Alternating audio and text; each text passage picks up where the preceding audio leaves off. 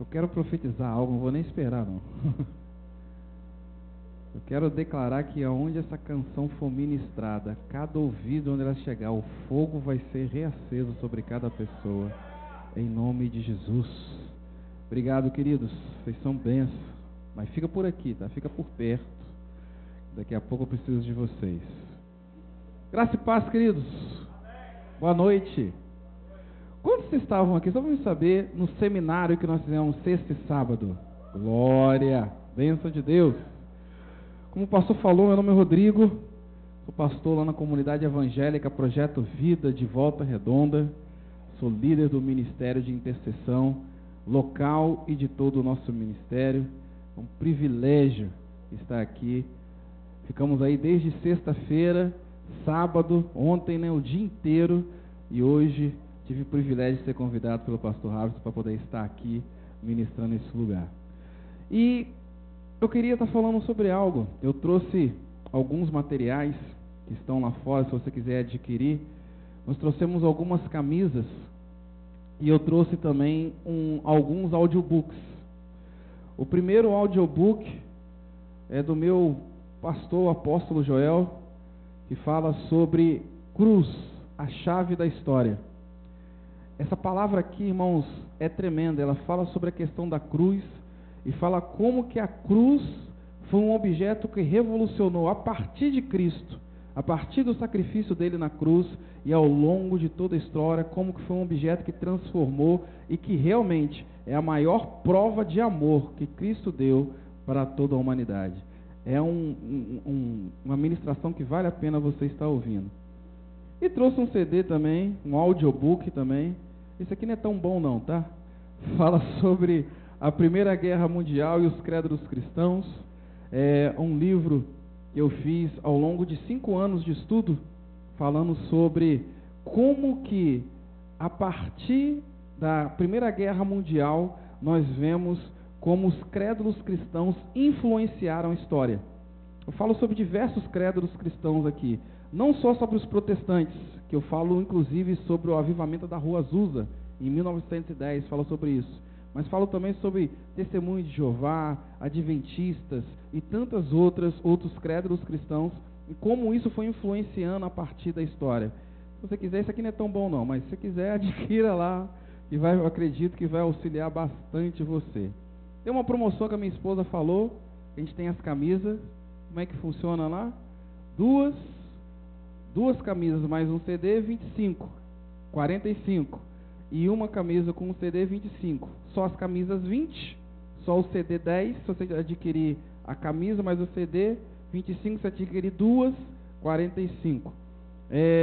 Os meus já estão acabando. O da Pós Joel ainda tem mais um pouquinho lá. Esse daqui eu vou dar de presente para o pastor Harvison. Deus abençoe, tá, pastor?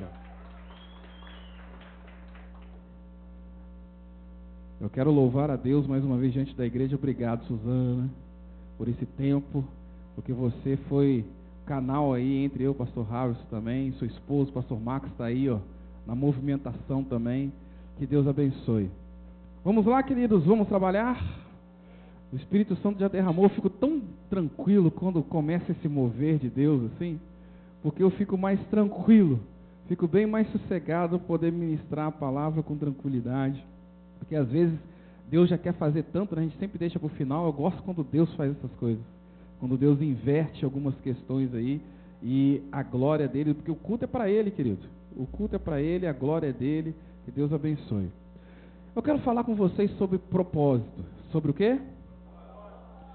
E essa ministração, eu gosto muito dela, e toda vez que eu prego sobre ela, Deus transforma a vida de pessoas, porque eu acredito que uma das coisas que faz com que nós possamos ser impulsionados, crescermos, é quando nós descobrimos o nosso propósito.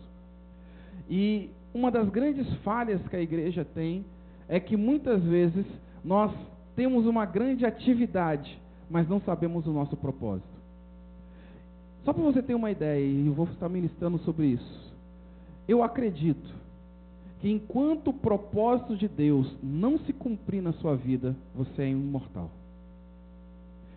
Nós vemos ao longo da história cristãos que morreram, cristãos que tiveram a sua vida abreviada. E eu conversava com um amigo meu, ele falava: rapaz, mas você acredita que os cristãos que morreram lá no Coliseu, por exemplo, eles cumpriram o propósito deles? Eu falei assim, que sim. Porque quando eles estavam sendo queimados por Nero, sendo consumidos por leões, a história conta que muitos que estavam no Coliseu, vendo aqueles homens sendo devorados, queimados vivos, eles salmodiavam hinos ao Senhor. E enquanto eles estavam sendo queimados, consumidos, a alegria do Senhor estava sobre ele e tocou na multidão. A morte de um santo trouxe uma revolução. A morte de um santo transformou todo um império. Então aqueles homens, mesmo morrendo cedo, cumpriram o propósito do Senhor. Abra sua Bíblia, por favor, no segundo livro de Reis, capítulo 20. Segundo livro de Reis, capítulo 20. A partir do versículo 1.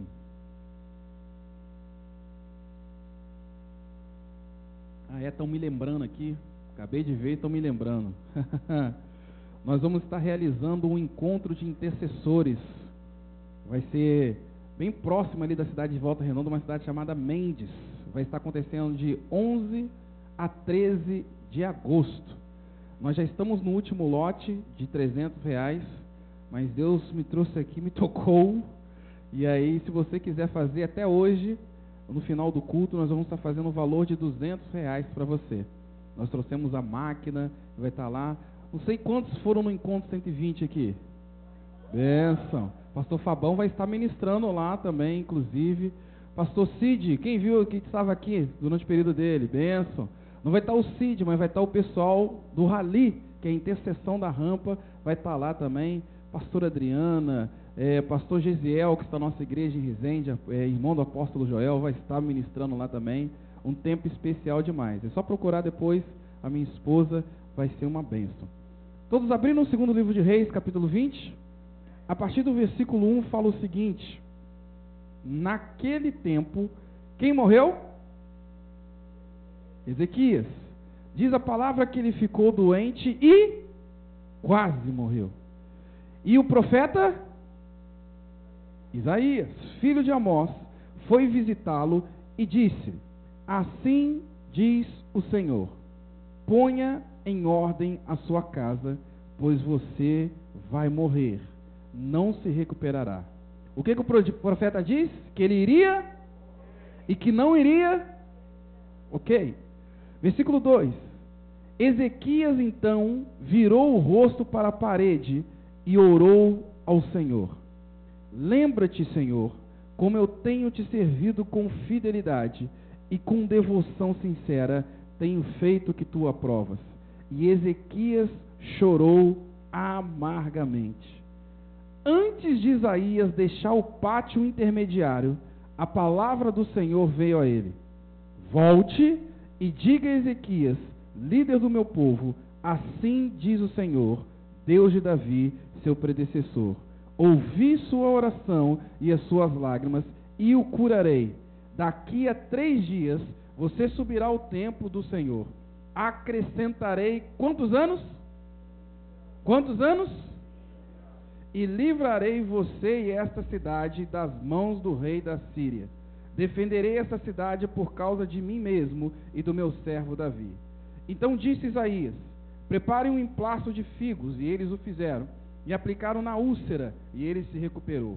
Ezequias havia perguntado a Isaías: qual será o sinal de que o Senhor me curará, e de que hoje há 3 dias subirei ao templo do Senhor? Isaías respondeu: o sinal de que o Senhor vai cumprir o que prometeu é este: você prefere que a sombra avance ou recue 10 degraus na escadaria?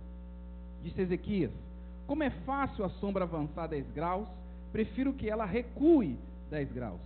Então o profeta Isaías chamou ao Senhor, e este fez a sombra recuar os 10 graus que havia descido na escadaria de Acás. Naquela época, o rei de Babilônia, rei da onde?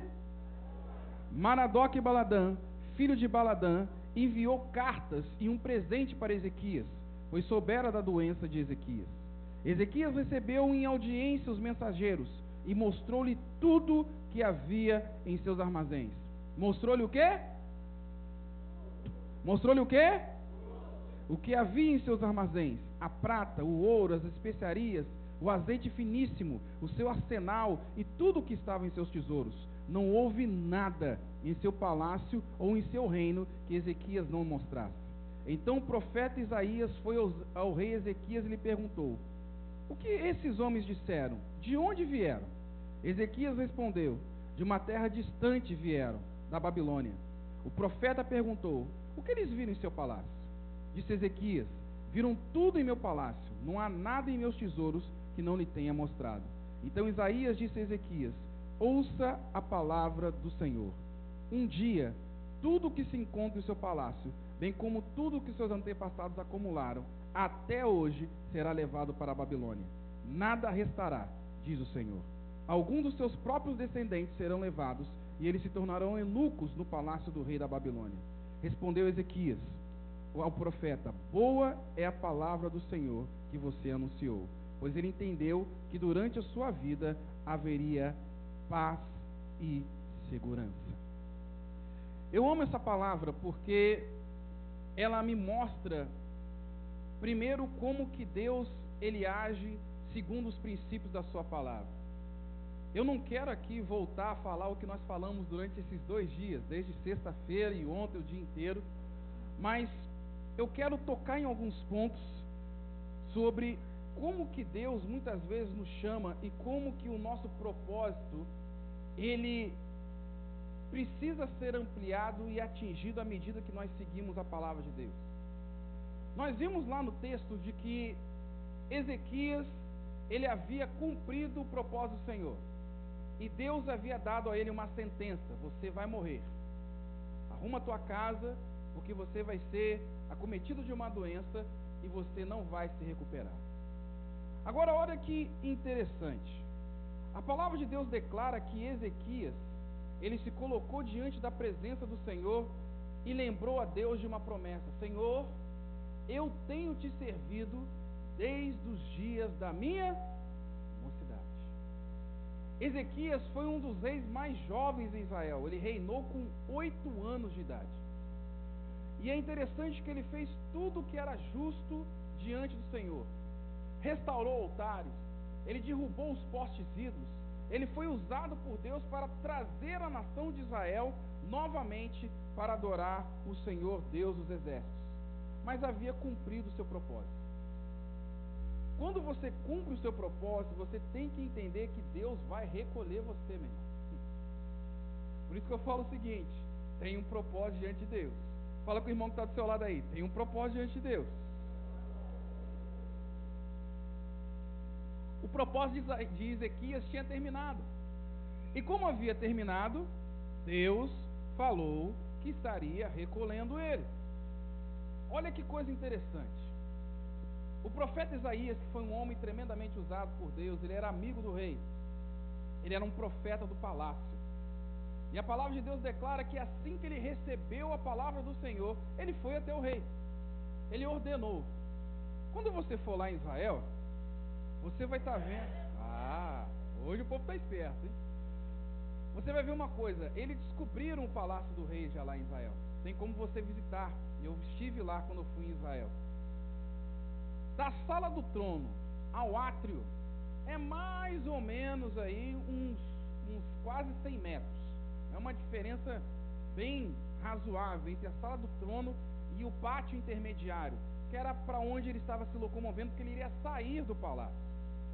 Então imagine o seguinte: Deus deu a palavra para o profeta, o profeta entregou a palavra. Na minha cabeça, eu imagino o seguinte: se é uma distância de quase 100 metros, se o profeta entregou a palavra, o rei se prostrou para a parede, eu entendo o seguinte: ele chegou lá, falou: assim diz o Senhor, entregou a palavra e saiu vazado, meu irmão. Isaías, deu linha, saiu correndo, porque eu vou te falar uma coisa: para você fazer 100 metros, só o Azaia Bolt faz em 9 segundos. O negócio é tenso. Então significa que Isaías ele entregou uma palavra que foi muito difícil, foi muito dura. E aí tem o primeiro nível de propósito. Eu fico imaginando, eu no lugar de Isaías. Como é o nome do prefeito aqui mesmo? Aloysio. Já pensou Deus te dar uma palavra e falou o seguinte: vai lá, fala com o prefeito Aloysio que os dias deles estão contados. Já pensou? O negócio é estreito, irmão. Aí você recebe aquela palavra de Deus e fala assim: tá bom, senhor, eu vou lá entregar. Aí você toma coragem, você tem os acessos liberados, porque é assim, né? Quando Deus te dá uma palavra, você tem um propósito a cumprir, os acessos são liberados. E aí o profeta entrou ali no palácio, você foi lá, entregou a palavra para o prefeito. Você chegou lá, entregou com todo temor e tremor e saiu vazado. Aí você está saindo lá do palácio da prefeitura, do gabinete lá do prefeito, você já está do lado de fora, na rua, passando na praça, doido para ir embora. De repente Deus fala assim: vai lá e volta. Você já fez o negócio mais difícil do mundo, que é entregar uma palavra de morte para uma autoridade. Mas o profeta ouviu essa voz e declara a palavra de Deus que ele foi lá e voltou e entregou aquilo que Deus tem colocado sobre a vida dele. Eu não quero falar sobre isso hoje, mas é importante nós entendermos que muitas vezes Deus ele não vai respeitar quem nós somos quando o propósito dele precisa ser cumprido. Você tem que entender, e é sobre isso que eu quero falar, que é sobre o propósito que Deus colocou sobre a vida de Ezequias. Eu quero que você entenda uma coisa, e eu vou caminhando para você e mostrando para você que Ezequias havia terminado o seu propósito. E por que eu falo isso? Porque a palavra de Deus mostra que havia se extinguido o seu ministério. Não havia mais nada que Ezequias poderia estar fazendo diante do Senhor. Por isso o propósito dele foi cumprido. Só que a palavra de Deus declara que Ezequias ele fez uma coisa que Deus não resiste. Ele lembrou a Deus da sua promessa. Ele lembrou a Deus de quando ele foi chamado. Ele orou a palavra. Ele falou assim: Deus, lembra que eu te sirvo desde a minha mocidade. Lembra daquilo que eu fiz diante do Senhor. Ah, meu irmão, quando ele faz essa oração, a oração dele muda toda a história. Pastor, por que você está falando que a oração dele muda toda a história? Eu tenho certeza que o pastor Rafson, como um bom pastor, mestre da palavra, já deve ter falado com vocês 300 vezes que Israel já foi levada cativa para a Babilônia. Foi o primeiro cativeiro que eles tiveram depois do Egito. Só que você não sabe, e eu vou falar hoje para você, de que antes de serem levados cativos, eles foram em Israel como amigos. Durante o reinado de Ezequias, viram tudo o que tinha acontecido e o que estava acontecendo em Israel. Agora pasmem, a palavra de Deus declara que Ezequias ia morrer, sim ou não? Só que a palavra de Deus declara que Ezequias virou com sua cara para a parede. Ele orou ao Senhor, lembrou das suas promessas e Deus mudou o veredito. Durante esses 15 anos que Deus acrescentou sobre a vida de Ezequias, emissários da Babilônia entraram em Israel. E outra coisa, você que gosta de ler a palavra de Deus, eu aconselho você depois em casa, lê o capítulo 21 de 2 Reis. Você vai ver que do rei Ezequias, depois ele tem um filho. Sabe como é que é o nome do filho dele? Manassés. Um dos piores reis que reinaram sobre Jerusalém. Porque você sabe, né? Com certeza o pastor já falou, existia o reino do norte, que estavam ali as 10 tribos, e existia o reino do sul, que estava a tribo de Judá e a tribo de Benjamim. Aqui nós estamos falando da tribo do sul, do reino do sul. E você vai ver que durante os 15 anos que foram acrescentados à vida de Ezequias, nesses 15 anos ele teve Manassés. Tudo aquilo que Ezequias fez de restauração de altares do Senhor, de leitura da palavra, seu filho derrubou tudo. Aí você pergunta: poxa pastor, mas peraí, você está falando de propósito? Você Você está falando então que durante esses 15 anos que estavam acontecendo na vida de Ezequias, aconteceu toda essa tragédia sobre o reino de Judá? É. Por isso que ele ia morrer. Por isso que Deus queria levar Ezequias, porque o seu propósito havia sido cumprido. Deus é o Deus do tempo, querido. Deus, Ele conhece o seu futuro, Ele conhece o seu passado, o seu presente. Ele sabe o que vai acontecer na sua vida. Mas sabe uma coisa que Deus não resiste? Quando Ele ouve você orando a palavra. Quando Ele ouve você lembrando das suas promessas. Era para Ezequias morrer. O tempo dele havia se findado. Ele havia cumprido o seu propósito. Mas como Deus ouviu a sua oração, Ele ouviu a oração dele lembrando das suas promessas, Deus mudou o veredito. Agora a grande questão, e eu entendo isso também, é que nós não podemos entender a nossa vida apenas como preto e branco, né?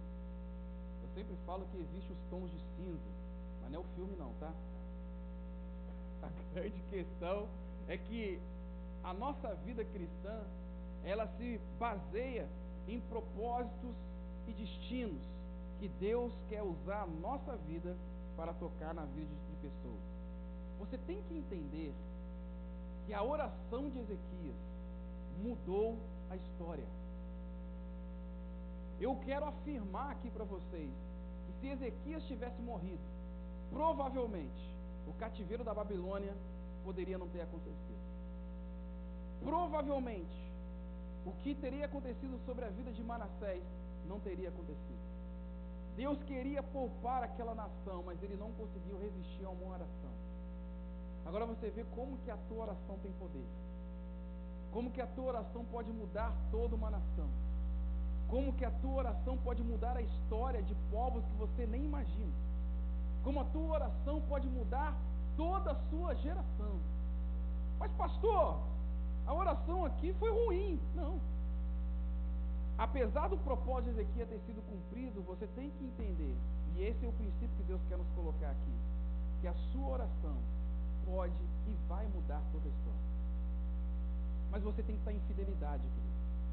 Você tem que estar em justiça, você tem que estar diante da bênção de Deus, diante da graça do Senhor. Eu queria fazer um exercício com vocês.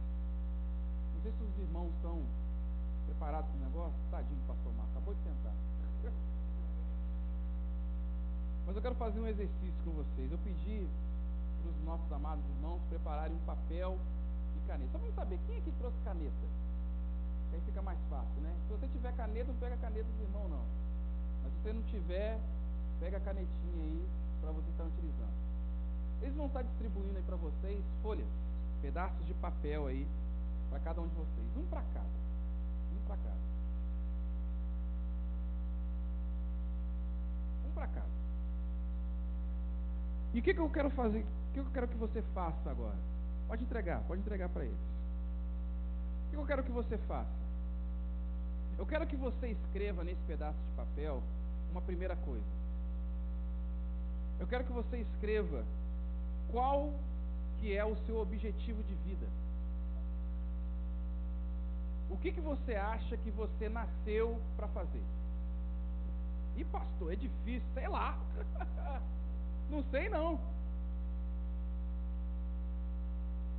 Mas dá um chute aí. Ah, pastor, eu nasci para ser jogador de futebol. O cidadão não joga nem bola dentro do gol, mas acho que nasceu. Mas tudo bem, põe aí. Pastor, eu nasci para ser pastor. Glória a Deus. Põe aí. Eu nasci para ser astronauta. Sei lá. Põe aí. Coloque o que você acha que é o seu objetivo. Por que você nasceu? E eu tenho certeza que ao longo dessa palavra, você vai encontrar o seu propósito, o seu destino. Vou dar para você apenas 1 minuto. Para você escrever. 1 minutinho. Escreve aí.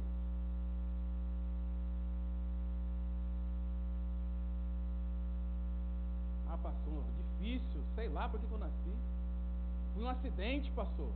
tem problema, irmão. Coloca o que você acha. Se você não acha nada, inventa uma aí. Inventa uma aí. Quero ser jogador de futebol, astronauta, Power Ranger, não sei. Às vezes tem alguém, né, que quer ser um Power Ranger, né, lá, alguma coisa assim. Põe aí. Nasci para isso.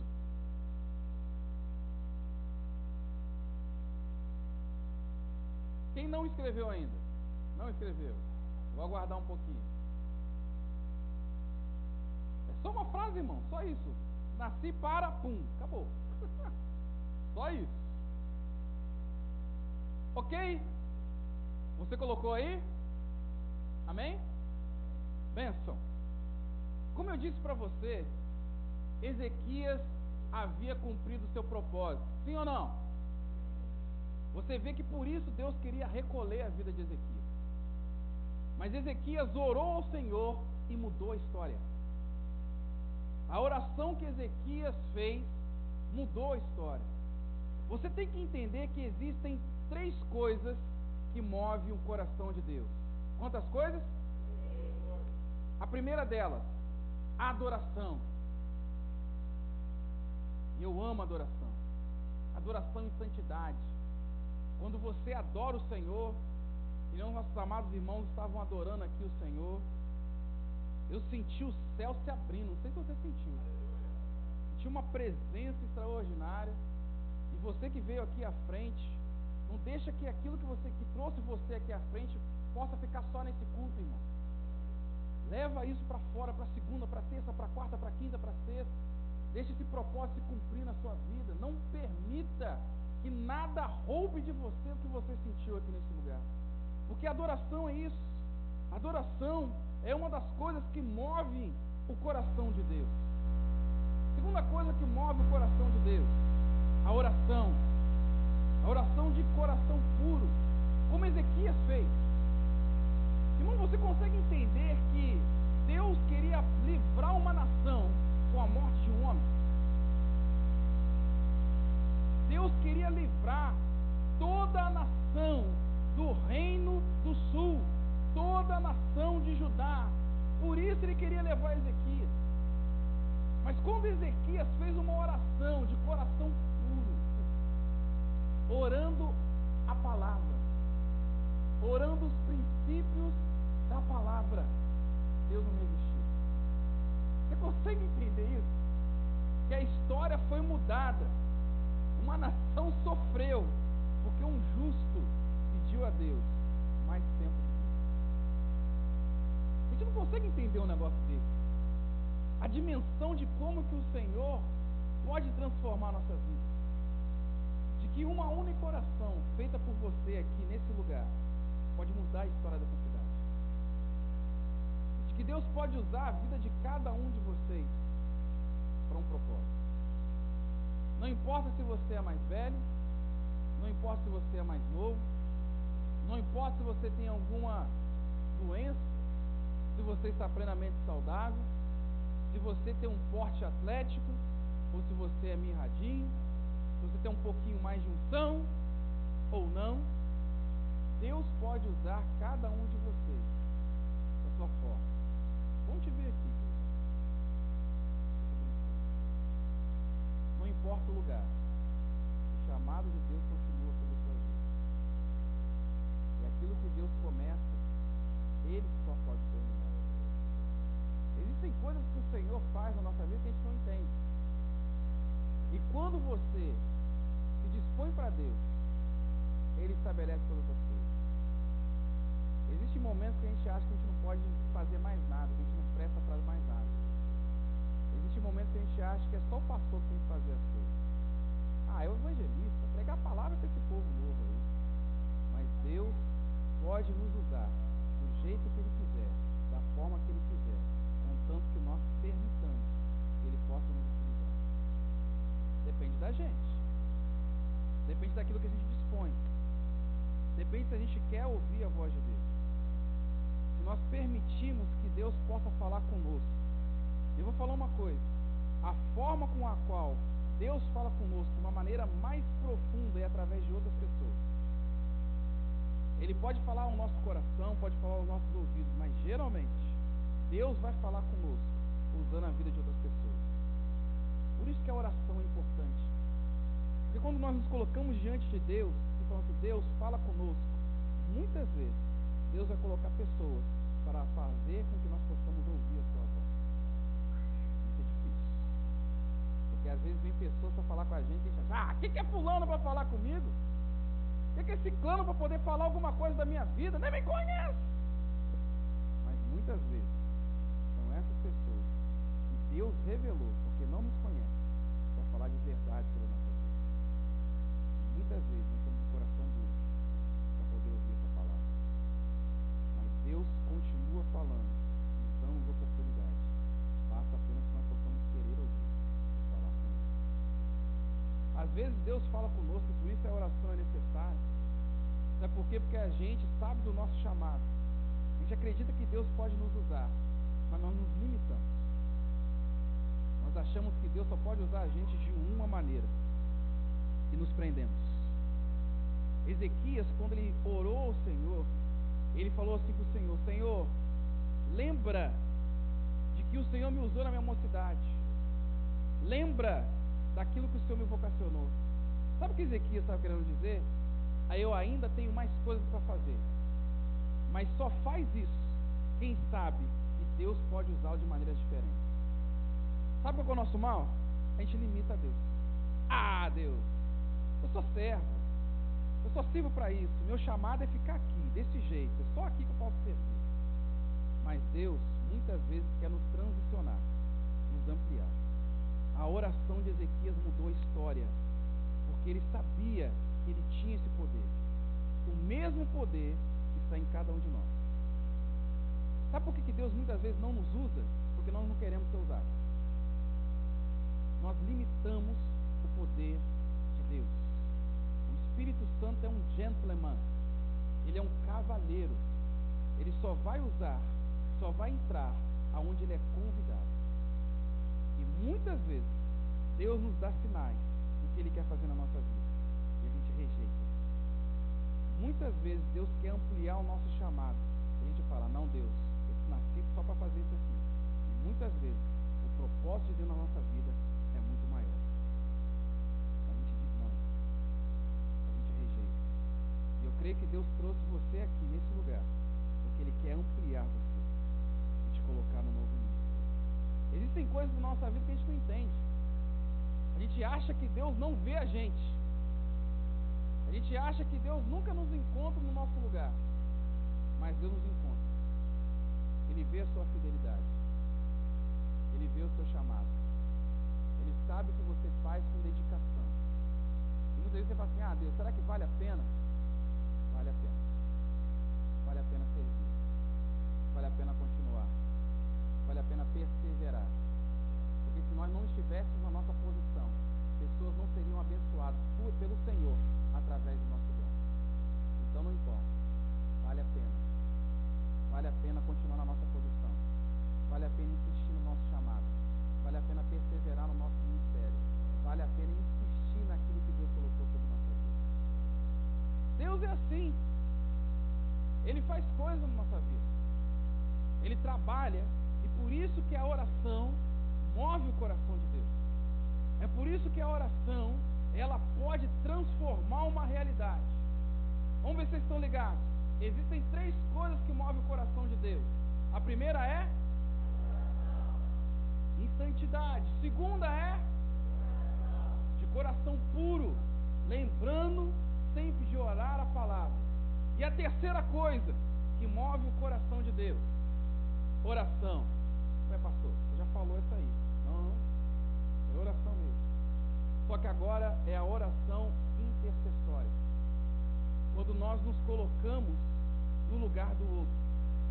Quando nós nos colocamos em uma posição diferenciada. Aonde nós deixamos a nossa vontade e nos colocamos entre o Pai e uma causa, pedindo por salvação, pedindo por cura, pedindo por profecia, por milagres e maravilhas. Isso move o coração de Deus. E eu acredito que muitas vezes essa oração, ela também pode transformar realidades. Porque Porque você tem que entender que nada é impossível para nós, desde que tenhamos um propósito. Eu orava ontem com algumas pessoas, eu tenho certeza que eu vou ouvir os testemunhos de pessoas que Deus vai dar ou uma promoção, ou um trabalho, ou um negócio próprio. Quantos trabalhos estão trabalhando hoje? Qual seja a área? Você acredita que Deus pode dar uma promoção amanhã? Agora a questão não é Deus dar promoção, é por que Ele vai te dar uma promoção? Você tem que entender, querido, que o seu trabalho, o local onde Deus colocou você, não é para você ganhar dinheiro. O local onde Deus colocou você é porque você é a única Bíblia que as pessoas vão ler. Tem gente que não entende, né? Está fazendo um concurso, de repente entra. Só ele e algumas outras pessoas. Aí ele olha ao redor, não, só tem eu de crente. Só tem eu e mais um de crente. Aí eu falo, Deus deve ter um propósito, né? Para me estar aqui, para me ganhar dinheiro, para abençoar a igreja. Não, meu irmão. Você tem que entender que Deus te colocou lá, porque Ele precisa de alguém que dê testemunho da sua palavra, e é você. Agora, sabe qual que é o mal? É que a gente acha que dar testemunho da palavra de Deus é enfiar a Bíblia debaixo do braço, pegar um som da Rexona, já viu? Porque é aquilo, né? Tem gente que acha que Bíblia é Rexona, só fica debaixo do braço. E não é isso. Deus te coloca em alguns lugares, porque você não precisa ficar com a Bíblia Rexona debaixo do braço, abrir a Bíblia em algum lugar, não, porque declara lá em Mateus, que fala, não. Você sabe quando as pessoas vão saber que Deus é bom? Quando você for bom. Você sabe quando as pessoas vão saber que Deus não mente? Porque você vai falar a verdade. Sabe quando as pessoas vão entender que Deus é um Deus abençoador, galardoador, porque você abençoa? Aqui não tem essas coisas não, mas lá em Volta Redonda tem uns irmãos que às vezes trabalham num lugar, vendem alguns produtos, né? E deixam de pagar os irmãos. Sabe? Não vou dar aqui Ibope não, mas sabe aquela da revistinha? Sabe aqueles produtos de beleza ali, do rosinha? Sabe aquele que o pessoal utiliza muito ali, perfumes, algumas outras coisas? Até o irmão que vai lá faz aquela compra de R$300. Aí não paga mais, olha que loucura. Não, irmão, Deus vai abençoar em você aí, olha só. Aí o que a pessoa fala? Tá vendo? Crente caloteiro. E ele acha que Deus é um Deus falso, é um Deus caloteiro, porque a pessoa, aonde ele vê Jesus, que deveria ser o representante de Cristo na terra, é caloteiro. Agora, experimenta.